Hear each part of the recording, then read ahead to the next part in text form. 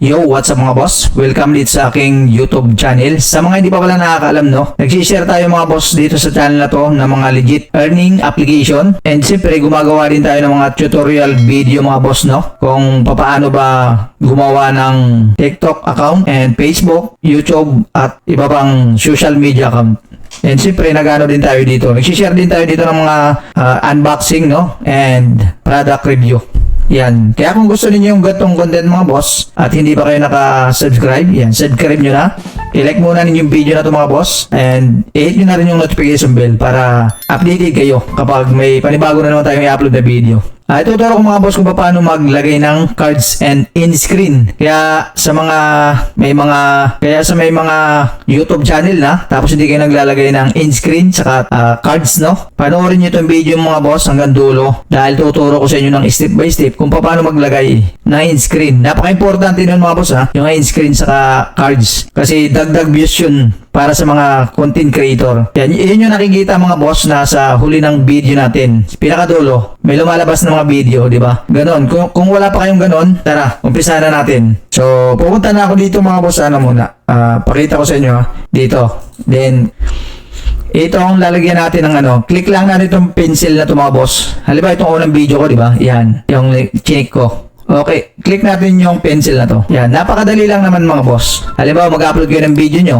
Di ba, gagawan nyo ng thumbnail, title, no? And description. Yan, dito ninyo makikita sa bandang kanan natin. Yan, may private, itaas mo lang, subtitles, and screen, and cards. So, ito yung lalagyan natin mga boss. Every upload natin, baka hindi nyo napapansin mga boss, dapat every upload, maglalagay tayo nyan. Hanggang 5 ang pwede natin ilagay na video natin mga boss. I-click natin tong pencil na to.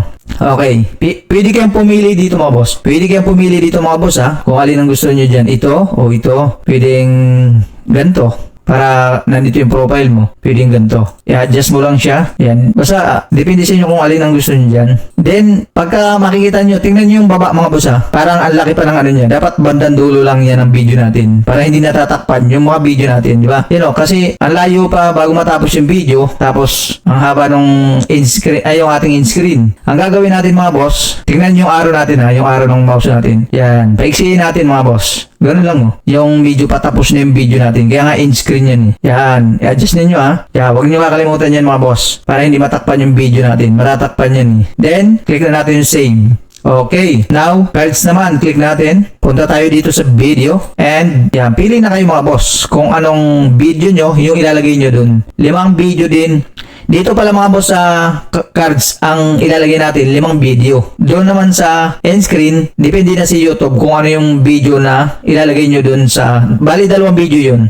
Si YouTube na maglalagay nun kung aling video ilalagay niya, di ba? Dito sa 5 video ilalagay natin. Halimbawa sa akin paano makuha yan. Then click nyo lang click nyo lang yung mouse kung saan nyo pwedeng ilagay kung saan nyo gustong ilagay yung cards. Yan, pili din naman ako isa dito. Okay. Then, dito. And, yan. Basta 5 ilalagay nyo mga boss. Basta 5. Depende sa inyo kung halimbawa, gusto nyo 3 lang.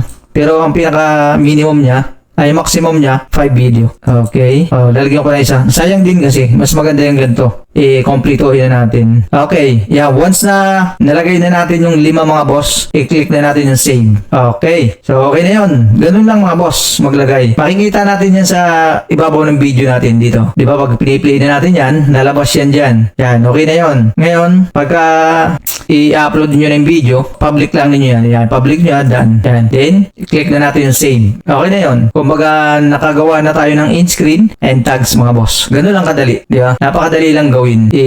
I-play natin ito mga boss Makikita natin yung dito sa taas. Sa aking YouTube channel. Sa mga hindi pa pala nakakalam, nagsishare nga pala tayo dito mga boss ng mga online. Tingnan ninyo mga boss dito Yan. Pwede tayong kumita mga boss na extra income kahit nasa bahay lang tayo. Yan, i-share tayo dyan at gumagawa tayo ng mga tutorial video mga boss kung paano nga ba gumawa. So hindi makita din mga boss, back na natin. So dito natin titingnan sa punta tayo sa pinakang niya. Dito. So yan, ito na yun siya mga boss Ito na yun Yan. Sa mga hindi pa alam gumawa ng YouTube thumbnail mga boss mag-comment lang kayo dyan sa baba. Para kung halimbawa gusto ninyong gumawa tayo ng tutorial. May mga tutorial na ako dito mga boss. Hanapin nyo na lang dito sa ating May ilalagay ko na lang sa description box pala yung tutorial video. Pero kung gusto nyong gumawa ulit tayo ng bago, kung paano gumawa ng thumbnail, mag-comment lang kayo sa baba para gagawin ulit natin ng bagong video. Yan, para mas malinaw, di ba? Para mas malinaw, di ba? So, click nga natin mga boss, tingnan natin. Gusto kong makita yung... Yo, gusto what's kong mga makita- boss? Welcome din sa aking YouTube channel. Sa Yan. mga hindi pa pala nakakalam, no? Nagsishare Pag nga pala kinilig tayo nyo yan, dito mga mga boss, boss ng makikita mga nyo sa online baba ng...